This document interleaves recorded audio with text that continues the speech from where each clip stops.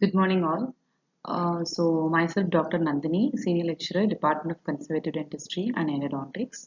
So, today my topic is about Class 5 cavity preparation. So basically, GU Black's classified caries tells it's a smooth surface caries that mostly occurs on the gingival or cervical area, on the labial or buccal surface of the teeth, and sometimes very rarely it occurs on the lingual surface of the anteriors. So whenever any class 5 cavity we are putting, it will be basically because of due to caries, or it sometimes can be because of non-carious lesion. That is, it can be either because of attrition, abrasion, aeration, or abstraction.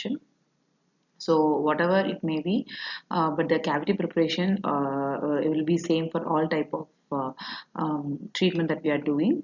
So basically, if a cavity we are preparing, we use these four materials most commonly, out of which composite and RMGIC is the mostly preferred restorative material for a class 5 cavity, whereas the amalgam and direct gold restoration were used in olden days, but owing to more aesthetics concern, since we are using it on the labial surface, we mostly prefer a tooth colored restorative material, that is a composite or a GIC.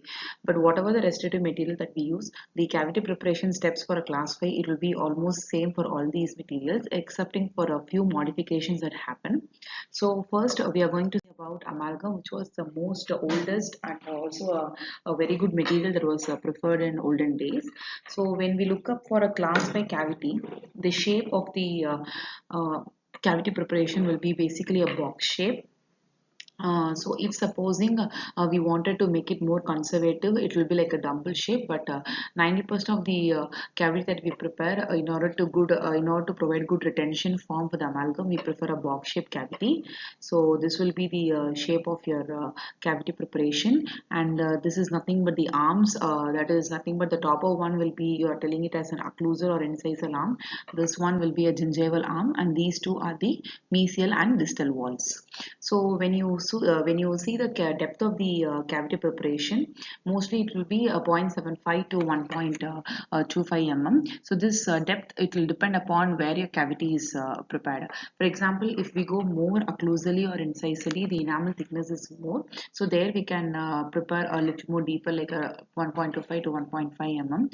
Whereas when you come more gingivally, that is cervically, the enamel thickness is low. So there mostly we restricted like 0.75 mm in order to avoid the pulp encroachment. So this is about the depth of the cavity and shape of the cavity. And looking about the armament area, mostly we will be using a 2 or 4 round burr for classic active preparation. So coming to the resistance form, usually for an amalgam in class 1, class 2, we always tell the pulpal floor should be flat. But whereas in class 5, it won't be flat, because as we all know, the labial surface or the buccal surface will be convex. It will be a convex tooth surface. So your cavity will also be like that. So you won't be getting this dotted line something with a flat pulpal floor. You won't be getting this in case of a class 5, whereas your pulpal floor will be also convex. It will be like according to your tooth morphology. So that is about the floor of the cavity. And again, the depth, as I already told in outline form, you have to decide according to where you are preparing the cavity.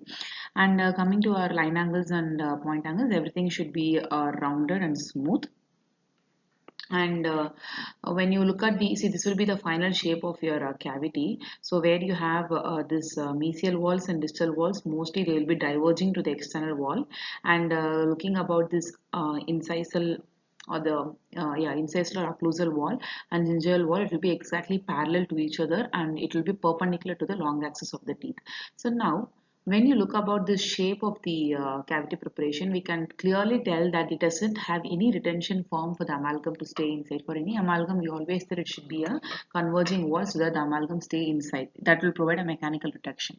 But for this class 5, we can clearly predict that there is no retention, much of retention form. So in order to aid in providing a retention, we actually give some retention holes. It will be exactly placed in this axio gingival and axio incisal line angles. It is nothing but these are axio-incisal line angles, this point and this point, and this will be the axio-gingival line angle. This will be, you will be providing a retention retention holes in it using a round bar, minimum depth like 0.5 to 0.75 mm.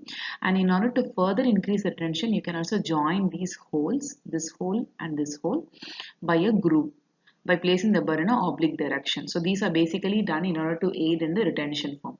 So this will be the steps for the cavity preparation if you are planning an amalgam restoration. So next will be a composite. It's nothing but same as amalgam, but just a fewer modifications will be there. Basically for composite, it highly relies upon a micromechanical retention than the mechanical retention that is usually given for amalgam. So here minimal cavity preparation is mostly preferred. So basically we have three types of cavity preparation. The conventional one, where it will be like it is used if you have a very big large carious lesion, especially on extending to the root surface. Here the cavity preparation will be same as amalgam. That is mostly a box shape, and the second one will be a beveled. The C1 is the beveled preparation. This is usually preferred if there is already existing composite class 5 restoration, where we actually modify the existing cavity by just placing a bevel. This will be the bevel at 45 degree to already existing cavity. And the third one will be the modified cavity preparation. This is a very smallest form of cavity preparation. It will be just like a scooped appearance. A very small lesion will be there, and in that alone you just prepare a scooped preparation using a round burr. So this will be the composite cavity preparation. So the next one is nothing but the direct filling gold. This was one of the oldest material. Now it is not used owing to the aesthetics and also the cost. But the cavity preparation steps are almost similar to that of the amalgam, excepting for the fact we have 5 different modifications. This all actually we decide depending upon where the caries is present. For example, a normal caries existing on a buccal surface, we go with this Ferrier design, which is almost similar to amalgam. We have a trapezoidal cavity shape, and for retention, you can similarly place retention holes and grooves on it.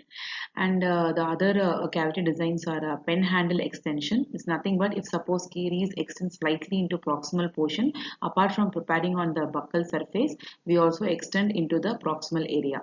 And this is nothing but moustache pattern. If suppose caries extends above the height of contour of tooth, it can be either a unilateral moustache or it can be a bilateral moustache.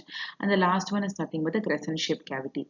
It is just if the caries is present exactly as gingival or cervical third, that is below the height of contour, and you just prepare a simple cavity involving that particular portion of caries alone. Thank you.